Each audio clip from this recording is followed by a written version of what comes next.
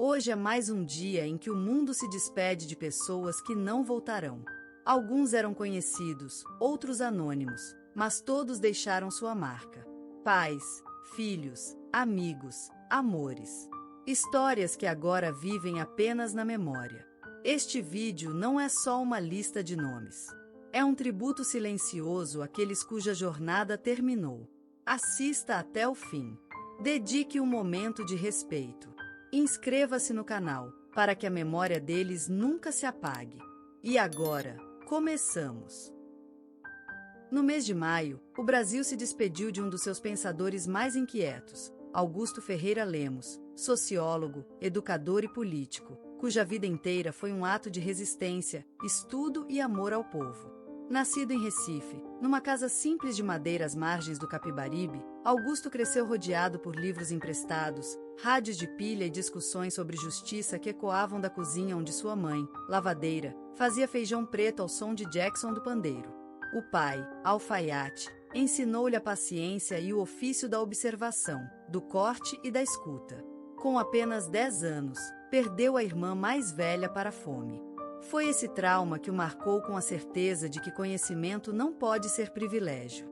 Aos 17, ingressou na Universidade Federal de Pernambuco, onde estudou sociologia e criou um grupo de estudos com jovens da favela do Coque.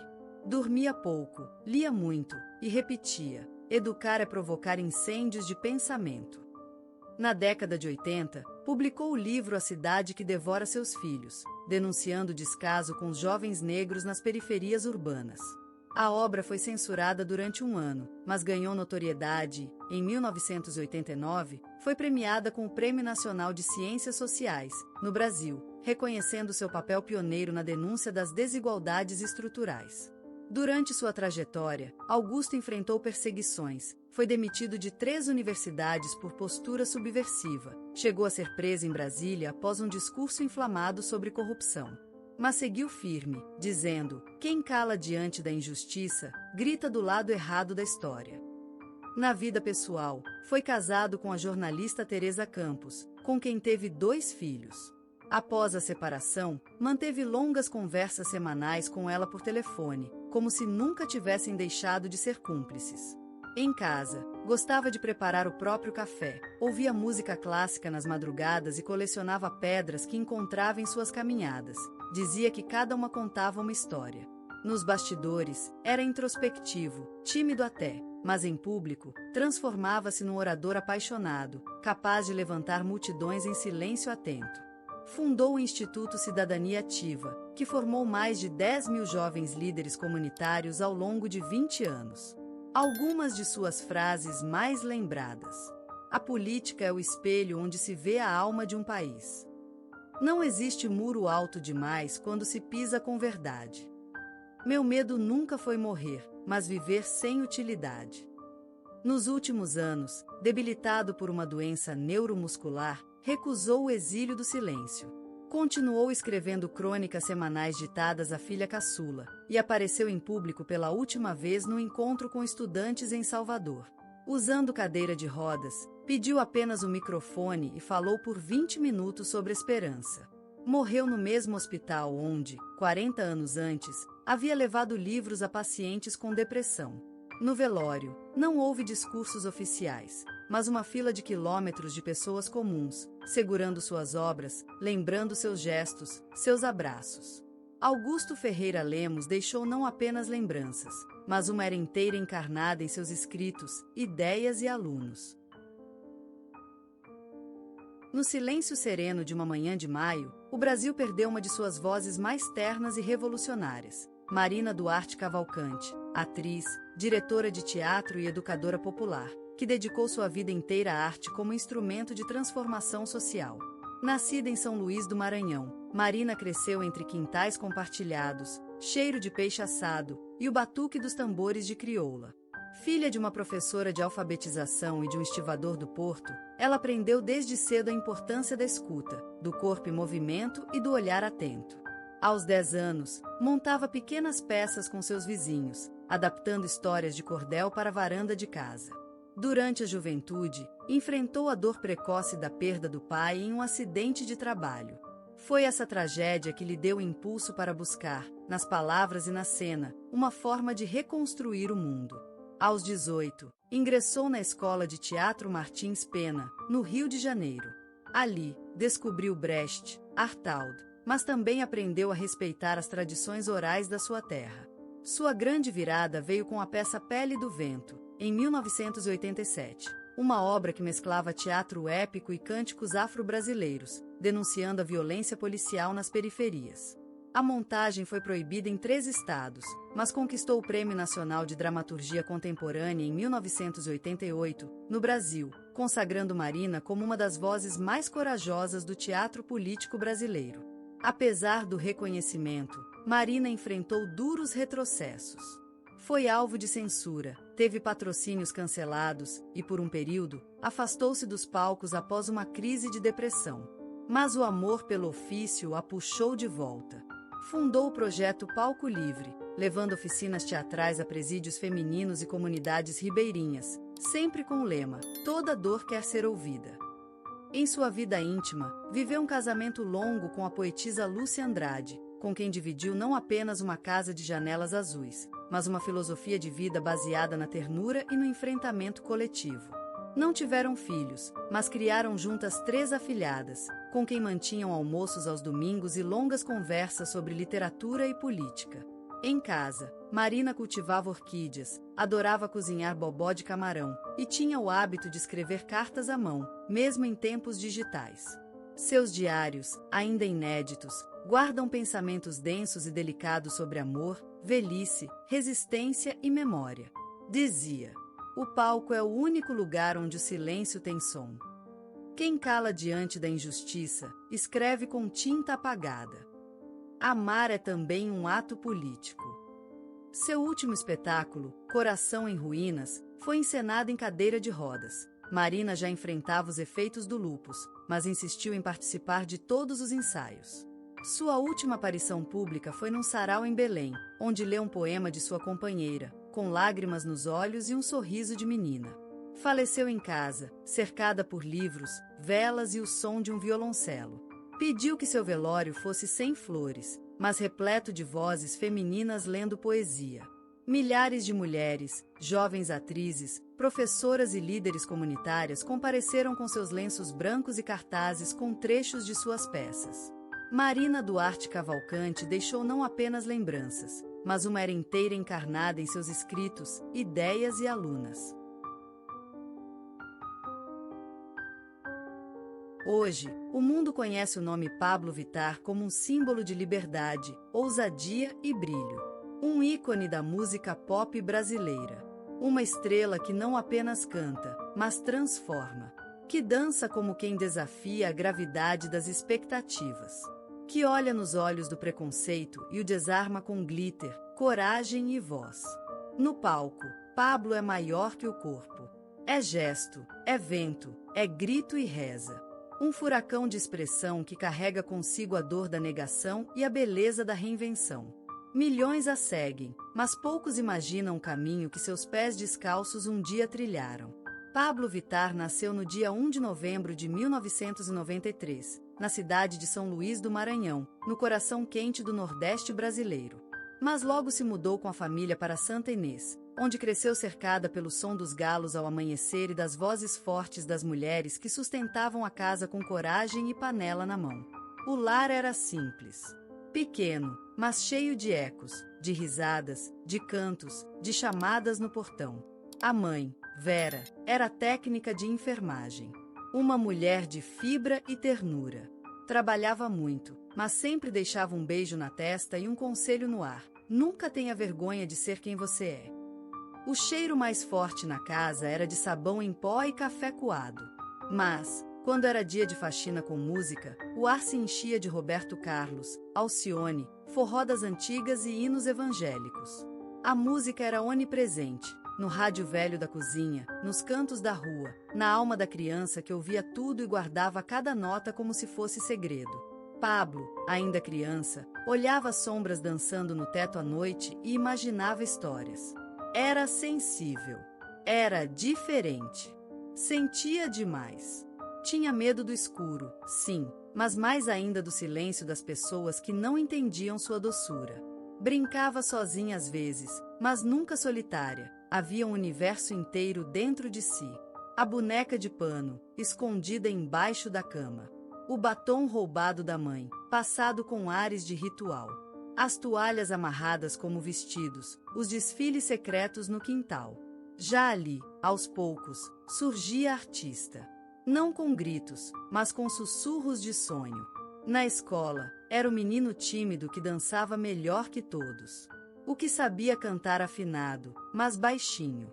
Que sofria com olhares tortos e comentários cruéis, mas que voltava para casa e se reconstruía com música. A infância de Pablo era resistência sem nome. Era delicadeza em um mundo que cobra dureza. Havia um espelho pequeno no quarto. E nele, Pablo via não o que os outros viam, mas o que sentia ser, um ser em expansão. Um corpo em descoberta. Uma alma com sede de palco, de luz, de ser vista. Foi assim, nos corredores humildes de Santa Inês, entre panelas, preces, música e silêncio, que nasceu não apenas um nome, mas um destino. Um espírito que dançava antes mesmo de saber que dançava. Que cantava para sobreviver, e que aprenderia mais tarde que, ao cantar, também faria outros viverem. Essa é a história de uma estrela que começou como um brilho tímido no quarto de uma criança. E que, mesmo enfrentando escuridão, nunca deixou de acender em si o fogo de ser inteira. Às vezes, quando o sol caía e as sombras cresciam nas paredes do quarto, Pablo se perguntava se algum dia haveria um lugar no mundo onde pudesse simplesmente ser. Não esconder a voz aguda. Não baixar os olhos para fugir dos insultos. Não ter que engolir o choro. Mas cantar, brilhar, voar. A adolescência chegou como um vendaval. O corpo mudou, a mente se expandiu, mas o mundo continuava estreito. Santa Inês era pequena demais para os sonhos grandes demais. E a escola? A escola era um campo de batalha. Bichinha. Aberração. Palavras que rasgavam mais do que socos. Mas Pablo descobriu cedo que a dor podia se transformar. E que quem dança, às vezes, sobrevive. Nas festas escolares, no intervalo com os amigos mais ousados, no espelho do banheiro ensaiando passos de coreografia, havia sempre um refúgio, a arte. Começou a cantar nos aniversários dos vizinhos. No coral da escola. Gravou vídeos caseiros, ainda tímidos, onde seu rosto aparecia com maquiagem leve e olhos brilhando. Eram sementes. Pequenas fagulhas lançadas no escuro, esperando um vento bom. Mas havia também o medo. O medo de nunca ser aceita. De ser demais para a família, de ser de menos para o mundo. À noite, escrevia em folhas soltas, como se desabafasse com um Deus que talvez entendesse. Às vezes eu queria desaparecer, mas outras vezes só queria subir no telhado e gritar pro mundo: eu existo. Eu sou bonita assim. Os primeiros amores vieram cheios de segredos e mãos escondidas. Com eles, vieram também as primeiras decepções. O coração de Pablo aprendeu cedo que o amor pode ser espelho ou espinho, que nem todo carinho é sincero, e que amar a si mesma seria, talvez, o maior de todos os desafios. Mas mesmo em meio aos nãos, aos risos cruéis e às portas fechadas, Pablo encontrava uma faísca. Na música da Beyoncé, nos clipes da Ivete, nas novelas que via escondida. Nas histórias de artistas que também tinham sido zoados, rejeitados, mas que hoje eram lenda. Começou a experimentar com mais coragem. Peruca loira num dia, unha pintada no outro, uma roupa ousada, uma performance improvisada com os primos mais engraçados. Alguns zombavam, outros aplaudiam. Mas, o mais importante, ela começava a se ver. E nesse caos de sentimentos, nesse grito silencioso, nasceu a certeza: se o mundo não me aceitar, eu criarei um mundo novo. Pablo não queria apenas palco. Queria voz. Queria liberdade. Queria ser a figura que um dia ela mesma precisou ver na televisão. Queria ser farol para quem estava perdido. Queria ser uma resposta para as perguntas que doíam na alma. Foi nesse furacão de emoções, entre rímel borrado e risos altos, entre crises existenciais e festas improvisadas, que começou a se desenhar artista que o mundo conheceria. Uma força que vinha da dor, mas também da beleza. Um coração que ainda batia com medo, mas agora também com fé. O dia em que Open Bar explodiu nas redes não começou diferente dos outros. Pablo acordou com o barulho da cidade, tomou café com a mãe e, antes de sair, colocou os fones. Era Beyoncé na veia, como sempre. Mas naquela manhã, o mundo já tinha começado a mudar. Ela só não sabia ainda. O vídeo se espalhou como fogo em mato seco. Blogs, portais, influencers. Todos queriam saber: quem é essa drag queen com voz de cristal, presença de palco e coragem no olhar? A garota do Maranhão, que dançava escondida no quarto, agora ocupava as telas dos celulares de um país inteiro. E veio a avalanche. Shows, assinaturas de contrato, estúdios, viagens, entrevistas. Pablo sentia como se estivesse vivendo em terceira pessoa, como se fosse um sonho emprestado de outra vida. Mas, entre a adrenalina dos palcos e o calor dos aplausos, havia também o frio do medo. Será que sou suficiente? Será que vão me deixar cair? O sucesso é um espelho cruel. Ele amplia tudo, a beleza, mas também a insegurança. Pablo passou noites em quartos de hotel, encarando o teto, lembrando das palavras cruéis do passado. Ainda doía, ainda ecoava. E vieram os sacrifícios. A exposição que fere, a pressão para ser perfeita, a solidão disfarçada por luzes e maquiagem, um amor que se foi sem explicação, um amigo que virou costas quando a fama chegou. Pablo descobriu que o estrelato pode ser um palco cheio e uma alma vazia. Mas ela não fugiu. Ela chorou no camarim e riu no palco. Caiu em silêncio e se levantou com batom novo. E, principalmente, ela cantou. Cantou como se cada nota fosse um pedaço de sua história. Cada refrão, um grito de quem sobreviveu. Com o tempo, Pablo aprendeu a habitar esse novo corpo. O corpo da mulher que inspira, da artista que representa, da figura que carrega bandeiras e esperanças. Aprendeu que sucesso não é ausência de dor, é saber usá-la como melodia. E ela seguiu em frente. Com corpo sensual, ela dançou com milhões. Com amor de que, ela fez o Brasil inteiro gritar junto. Com cada aparição no exterior, cada collab com artistas internacionais, cada matéria na Billboard, ela provava que um corpo dissidente pode ocupar o centro. Que uma voz afeminada pode ser a mais forte da noite. Mas a maior conquista veio no silêncio. No olhar de uma menina trans na plateia que chorava de emoção. No abraço de um garoto gay que disse: "Você salvou minha vida." No beijo da mãe que disse: "Agora entendo meu filho." O sucesso verdadeiro não estava no palco, mas na transformação que vinha depois. No mundo que se dobrava, aos poucos, ao brilho de quem ousava ser quem é. Hoje, quando Pablo desce do salto e deita a cabeça no travesseiro, ela não se pergunta mais: será que vão me aceitar? Ela sabe, ela existe, ela canta, ela muda vidas.